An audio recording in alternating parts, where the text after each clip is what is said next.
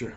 So the question was just raised of how does a person know, how does a person measure, what does it mean closeness to Hashem? What does that mean? A person's close to Hashem. What does that, what does that translate into? And how can you see, how can you realize to yourself that you're far from Hashem? How can you measure that? Um, the first answer is siyata d'shmaya, right? Obviously, person has to just constantly daven because it's a growing thing. Person has to constantly make this attitude of like, okay, siyata, that yirat shemayim is a path that I'm journeying on. And it goes from this world, from where I'm sitting, all the way to the Kisa Kavod. And I don't want to stop till I get there. So if you're full of that excitement of like, okay, now I get that Yirat Shamayim is this like unbelievable journey until the throne of Hashem himself, then you're starting to venture out. How does a person met? Does it mean a person have a beard and payas that he's close to Hashem necessarily? I remember I was once in Eretz Yisrael and I was standing at a red light and I went across the street. It was one of the main intersections, and I saw across the street there was an old Chassid, and he was trying to cross the street. Happened to be that time he went to cross, it wasn't a walk symbol. And some other car just sped right by him. And like it sort of like shocked him, like Baruch Hashem didn't hit him, but for a second he was just like, well, he went like that. And I saw from his mouth came this like I saw his lips move to the words of one of these words that's like from like the Shol Tachtis, that's from like the lowest, like it's from like Gehenna, like it's like what's it doing on the lips of a Farid? And like for a second I was like, because first of all then I spoke to when you speak to Chaverim, you speak to Rabban, they say a big way to be nikar, to be recognized of where a person's holding, is the way a person's talking. So I was like, Hashem Yirachem, it doesn't mean just because you have a beard and payas, just because you're in a Haredi community, that you're close to HaKadosh Baruch Hu. Hashem Yirachem. There's a lot of issues in the world. And you could have payas down to the ground and a beard and 4 strimals.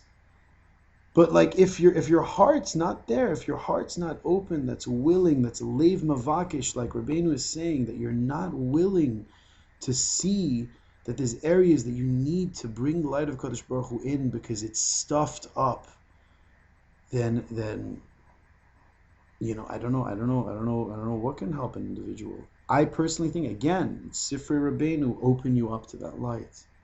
Open you up to that light of that then you realize there's something missing. There was a story once that Rabbeinu gave about a king and a wise man.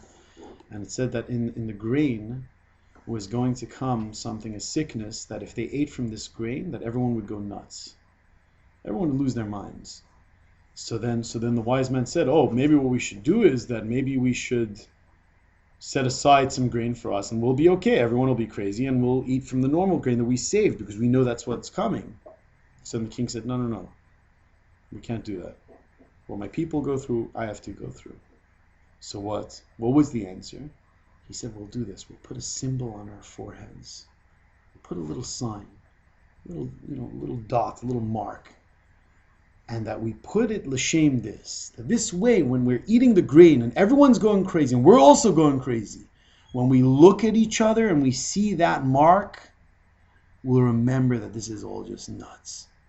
And we'll get ourselves together. For me, coming and learning Rabbeinu is realizing that this world is nuts. Everyone's nuts. You step your foot out of this shul, it's a crazy world. You go up to the next guy, you want to ask advice to the next guy that's walking in the street. What is he going to tell you? What is he going to tell you? Invest in your soul? What soul? What are you talking about? Show me the latest gadget. Show me the next craze. Show me the next high. Show me something. Show me something attractive. They're not thinking neshama. They're thinking just the opposite. So the world's a little crazy. We have to realize the world's a little nuts. So that means when do I get these sessions? We get together once a week to realize that everyone's crazy. But we see this mark on our foreheads. We see this mark that Rabbeinu has given us through the Svarim. We realize everything's it doesn't matter if you have a beard and payas and so you can still be crazy. If you're tapped into that point, that spark of the Jew, you're tapped into that Nakuda of David HaMelech, of Ein Shum Yeush Ba'olam, which we'll see pieces in Rabbeinu over and over again, that never give up, then you're tapped into that eternal world and you're tapped into eternal hope. The whole time that you're looking away from your soul, you're running away, you're opening yourself up to the side of Haman Amalek, the side of depression, and the side of sadness, the side of giving up on oneself, the side of the world of distractions and confusion, and a person can end up chas v'shalom, and who knows. What is it your soul wants? That people, I'm saying a lot of people learn Torah, but I don't think their soul is filled up. So what is this thing you're talking about that the soul needs? Well, Rabbeinu says, Chazal say, right? Ein shchina shora ela mitoch simcha. The shchina only dwells when there's simcha, right? So Rabbeinu explains that the natural connection we have to Kadosh Baruch Hu, if a person's really authentically,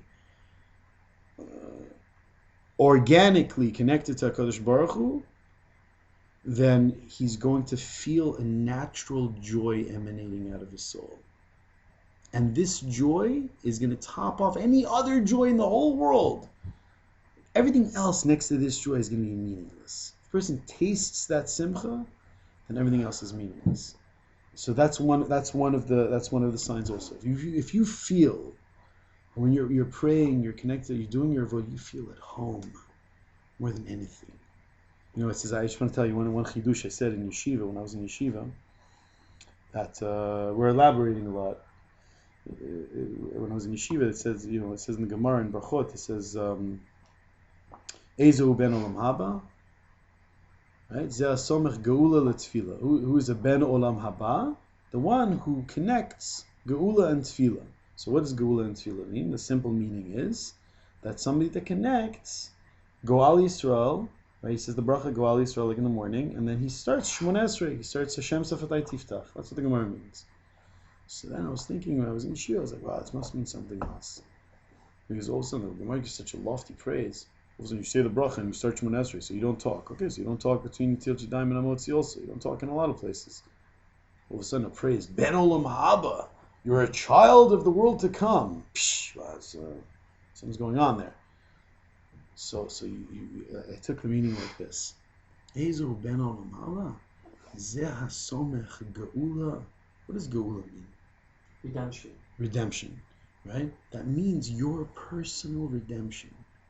Like you go in a room with guys sitting around, right? Teenage guys, college age guys, and you tell them, what's the most awesome thing in your life? Or what do you think? What's the coolest thing? And some guy will tell you, I don't know, like a new Hummer, totally like with all like the extras. You know what I mean? Like for him, that's like the most awesome thing. Some other guy tell you, I don't know, I've had millions of dollars. Somebody, who knows? It will go, right? What's Geula? Salvation is your personal salvation. That this thing is Geula for you. It's Geula. You don't need anything. It's like Gevald. You're so happy. You're basking in bliss. You don't need anything. Zeh somech Geula shelo letfilah. That he connects it to davening. That's already a Ben Olam Haba. If you feel at home when you're standing in front of HaKadosh Baruch Hu, and you're saying, you're speaking to Hashem in your own words, and you feel like this is the most important thing to your life, right? If you feel that closeness, if you feel that you're home, and you can get yourself to be central like that, you can get yourself to be attached to HaKadosh Baruch Hu like that, then you're already tasting Olam Haba, you're already tasting that flavor in Gan Eden. Rabbeinu, in many pieces, he speaks about this, and that's what I actually wanted to go to with regarding Hitzbodedut. Yeah. Okay, so the